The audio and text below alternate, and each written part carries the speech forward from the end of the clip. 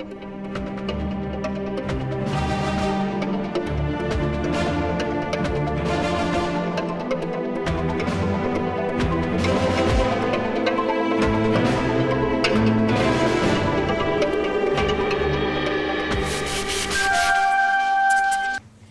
it's the final lap of today's episode of the Patriot, where we're discussing marriage and patriotism. We were on a question. We were talking about marriage, the balance of marriage, finances, and the place of in-laws and family members in marriage. And in that, I want you to tell me about the role of communication, of how vital communication is in all of these things I've mentioned. The balance in marriage, finances, in-laws, and family members in marriage. Okay, it's important, we all know that communication is the wire of every relationship, especially the marriage relationship. Communication is like in the business what we call the KPI, the key performance index we use to measure the performance of a thing. When marriage is healthy and everything is going very well, of course, communication becomes seamless. But when there is trouble or conflict in relationship, communication is like climbing a hill of sand. So basically, it's important to know that communication plays a very, very vital role in all of these finances and relationship with family members and in-laws. Like I said earlier, I said that trust is very, very important. And when talking about trust as related to communication, it's important that couples involved must be able to trust one another, to have truthful communication, to have honest communication among them, and also honestly communicate their true feelings to their in-laws. I'm going to talk about finance later, but I need to establish this because most times it's not about what you say that matter. What you say is not as important as how you say what you say. Really? Yes. For instance, if I said to you, take that iPad. I said, can you take that iPad? What I said is, take the iPad. Or how I said it gave you two different interpretations. Sure. So most times what causes conflict in marriage is not really what was said, but how it was said. Of course, the course that we handle in the Institute, and there's a whole lot. So when couples learn to have honest communications of their feelings to one another, and they trust each other, that what my partner is saying is not really about me, but about what I did. So not the person. Not the person, issue. yeah, but the issue. When you focus on issues and not the person, it's easy for us to accept what was being communicated. True. Second, when we want to communicate to our in-laws, for instance, we must be ready to communicate effectively. Something happened in my marriage, for instance, and when I got married about 13 years ago, and myself and my wife sat down, we said, I have a responsibility to my mother and my father. My wife has a responsibility to her mother. But because we are from different tribes, we are from different culture. I'm from Benue, she's Igbo. I'm Idoma, she's Igbo. The two in-laws are suspicious of themselves.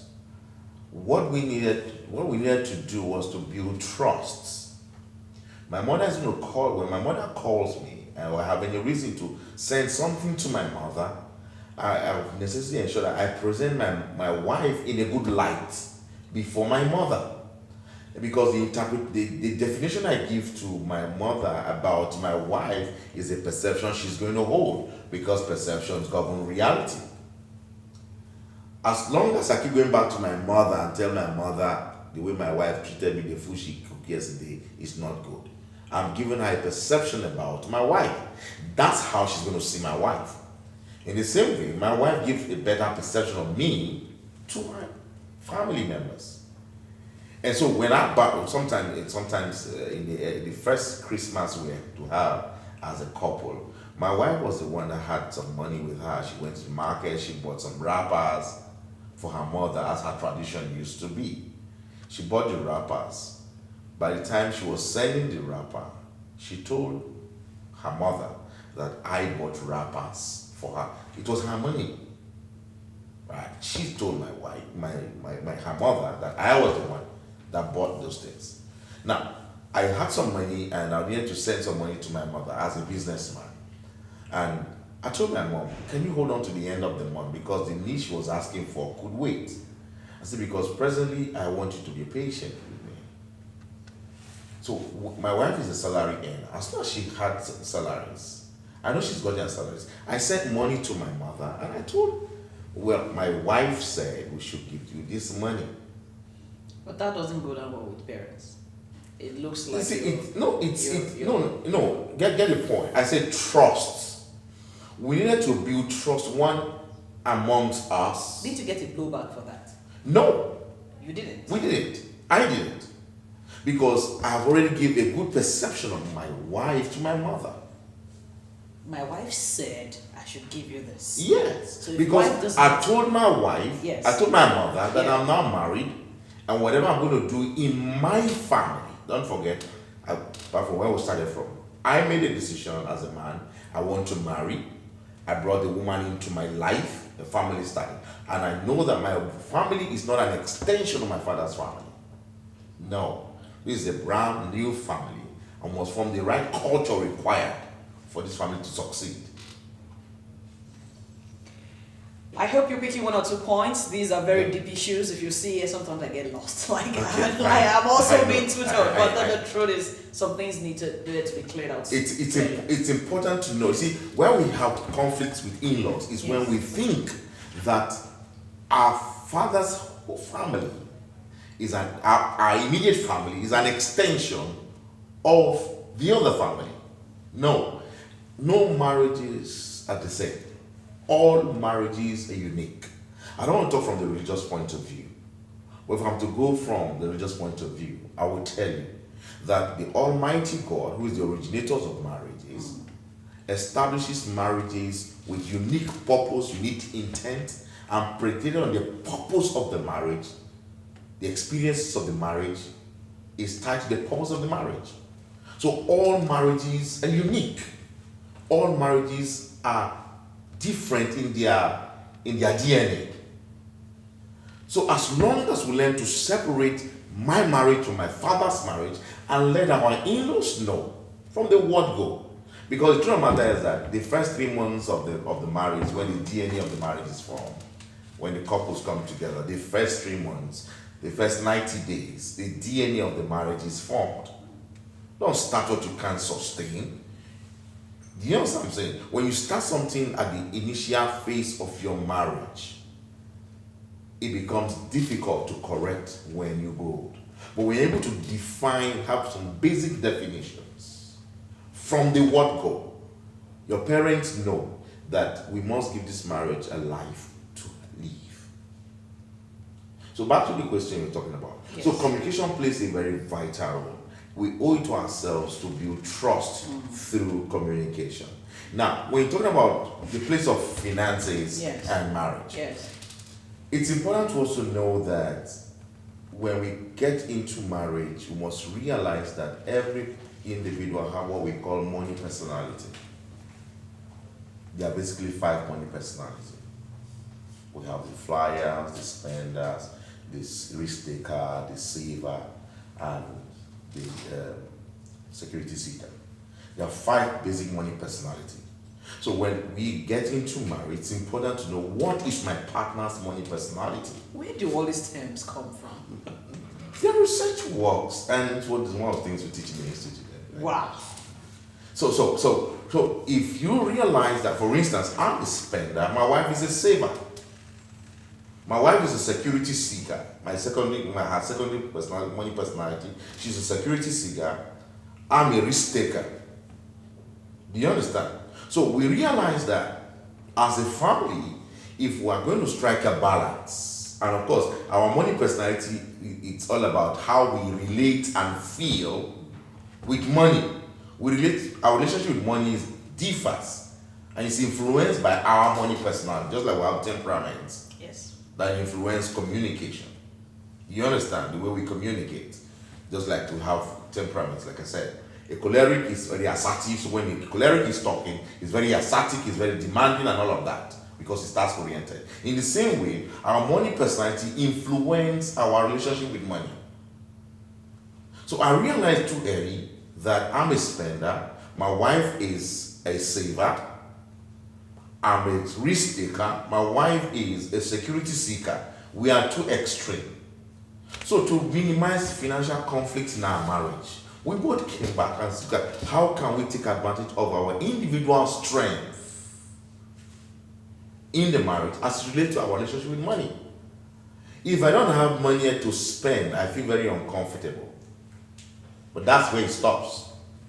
But my wife doesn't have money to save, she feels very, very uncomfortable. Oh. Do you understand what I'm saying? So, to minimize financial conflicts in marriage, it's important for the two people involved in that marriage to understand what is their money personality. Then what are the strengths the both of them are bringing on board? And minimize how they attack their weaknesses. With that, it becomes very easy to strike a balance. So when we in my family, for instance, when we're planning a major project, that money must not be with me because I'm still working on my personal. Okay. It's gone. Once the need arises, I just want to make everybody happy. Or something happens sometimes. I came back from a trip and we had something we were planning to execute in the family. And because of the excitement, I said, okay, I told my children, let's go out. So we now went out. I was thinking something that was going to cost us maybe say 40,000 naira, 50,000 naira or so. And it was a young family then. We've not gotten to where we are today. So 50,000 was a lot of money for us to spend in one at a go. So I took my wife out, went to Blue Cabana somewhere in town, and the children were just ordering everything. I called my nephews also, they were all together. By the time we're done, they brought the bill. The bill was about 150,000 naira about. For a 15-20 minutes time out, everybody had what they wanted.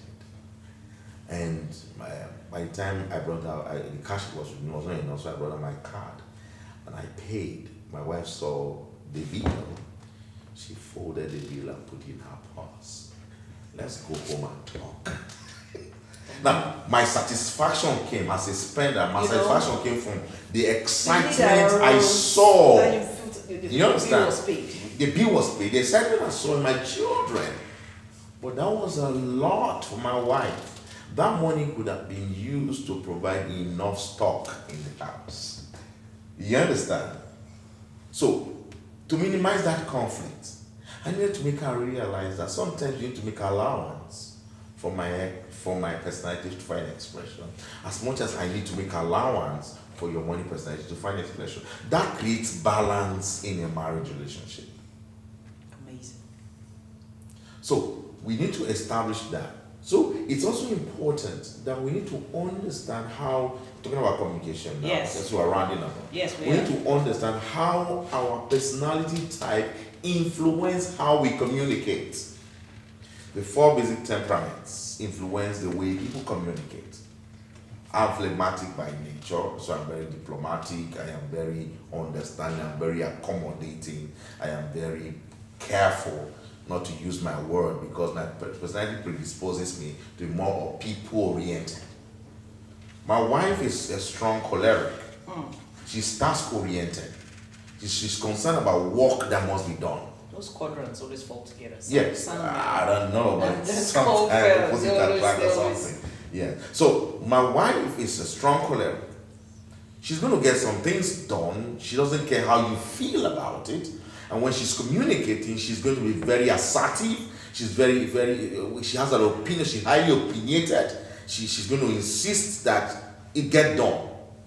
Then later she comes to you, I'm sorry the way I talked to you, if you felt bad about it, at least the work is done. But because I'm people oriented, I'm going to get tasks done. I'm going to be concerned about how she will feel. How will my son feel? How will my mother feel? How will her mother feel?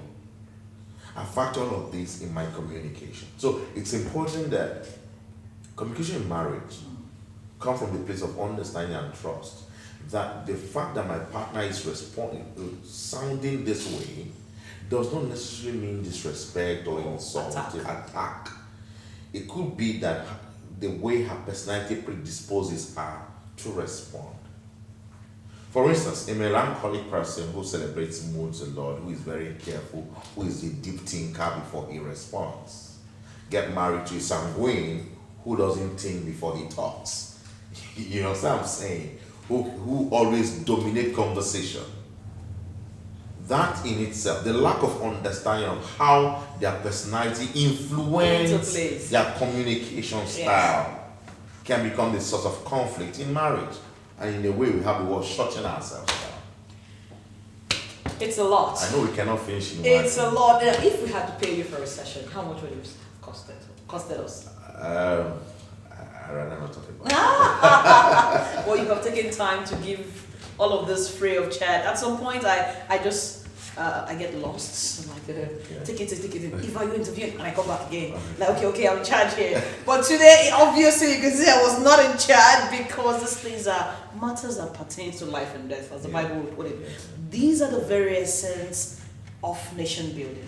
These are the very essentials of patriotism. It's the very essence we are here, and once we get these values right, I think Nigeria becomes a better place, a sweeter place, a more lovable country. That's the very essence of this program. It's been the Patriot here on television Nigerian, and I've been Eva Onumo Chinedu, and my guest has been Isaiah Emmanuel. Two white names. Do you have anyone? Tell us where you're from. All right, I'm from Benue, and I am a Nigerian, honestly. My mother is from Kogi, my father is from Benue. Do you have any local name at all? Yes, I do. It's patriot. It's patriotism. No, that's not patriotism. That's nationalism. That's a different thing altogether. I am Ojonuwa. That's the better one. On that note, we call it a wrap, and make sure you stay tuned with us as I will be bringing you more interesting and controversial topic. Let's continue this online, get our handles, and of course, this topic does not end here. Yeah. Thanks for coming, sir. I appreciate it. It's my pleasure. Thank you. Thank you so much. Yeah, bye and God bless.